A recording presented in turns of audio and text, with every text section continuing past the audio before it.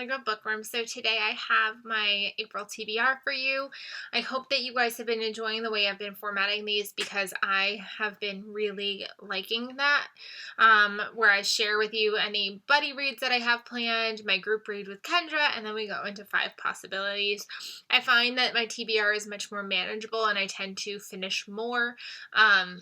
March was a little bit of an exception. March is not done yet at this point. Today is March 25th, and I still have 2 books that I haven't gotten to yet that I said I was going to, but there's still time, so hopefully I can get to them.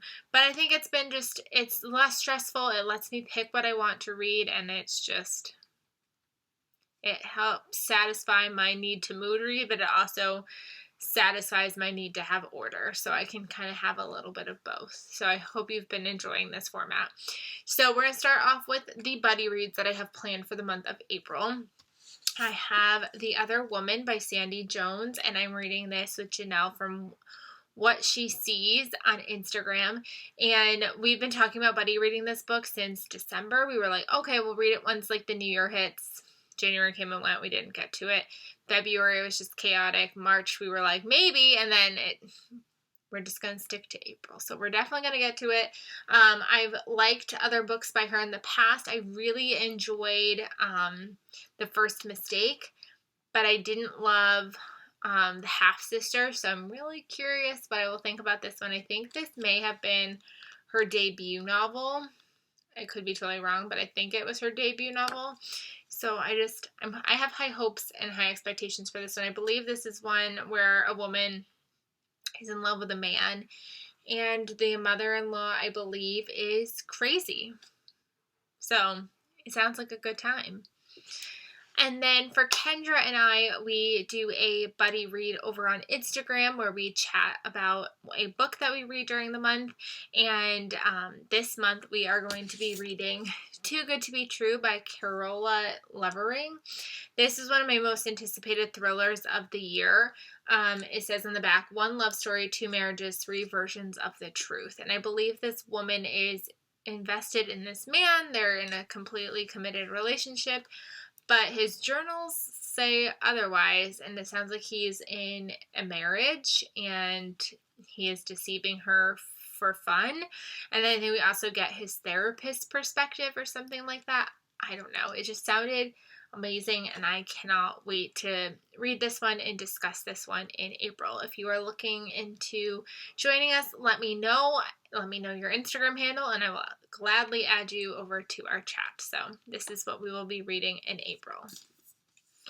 Then my 5 possibilities. I feel like I don't even know what I want lately. I have been kind of all over the place with my mood. So I just picked 5 that I have been keeping my eye on. If I get to these 5, great. If I don't, also great. So these are the ones that are currently on my immediate thoughts. Her Dark Lies by J.T. Ellison. This book was released in March, and I pre-ordered it, so I definitely want to get to it soonish. It has to do with a wedding, and I was thinking back, if you haven't checked out already, I did TGI Friends with Chloe, and she asked me what my buzzwords were, and I was like, I don't have any buzzwords. And then I thought of Agatha Christie, but I totally forgot one of my biggest buzzwords is weddings. Wedding planning, death set weddings. If you have a wedding in your book, I probably will read it. So this is a thriller novel that has to do with weddings. I don't know much else about it because I just picked it up based off of the author as well. I've read The Good Girls by her and Tear Us Apart, and I loved both of those. So I had to have this one. So I'm excited to read this one this month. I have been devouring nonfiction left and right. If you have not checked out my nonfiction video, I will leave that one linked somewhere as well, where I kind of talked about my reading progress and my journey about how I went from like reading no nonfiction to some nonfiction to now I can't get enough. So one that I would highly want to read this month, I almost said recommend. I can't recommend. I haven't read it yet. Is Maybe You Should Talk to Someone by Lori Gottlieb.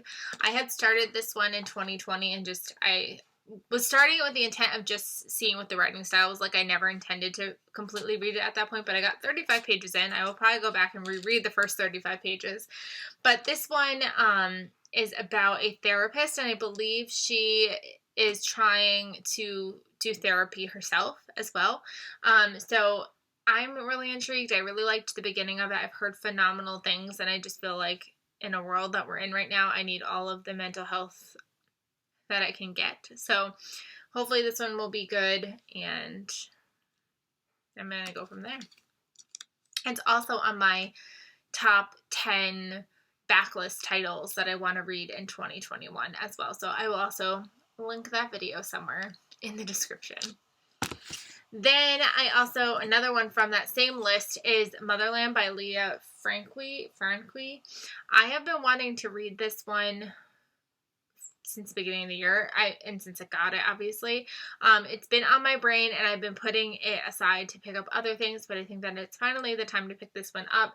We are following a woman who marries a man who is from Mumbai, and they have to go back and live there, and it's kind of her dealing with her mother-in-law. It made me think of 90 Day Fiancé, because I am all about relationships between people from differing countries, so I had to pick this one up, and I really, really badly want to pick this up soon to read it. Then a review book that I have that I'd like to get to this month is The Photographer by Mary Dixie Carter. This one comes out in May, so I'm really intrigued to pick this one up. I know I have some Netgalleys that also come out very soon that I should also pick up, but this one is one of my physical ones. This is about a photographer who I believe one day goes to take pictures of a birthday party, and then she kind of suddenly gets an infatuation with this family and wants to be a part of it. They recently just sent me one of those, like, do you remember when we were kids and it was like those viewfinders, and it had the picture thing, and as you clicked it, it would change the picture? They just sent me one to go with this book, and it just made me even more excited to read this, so hopefully in April.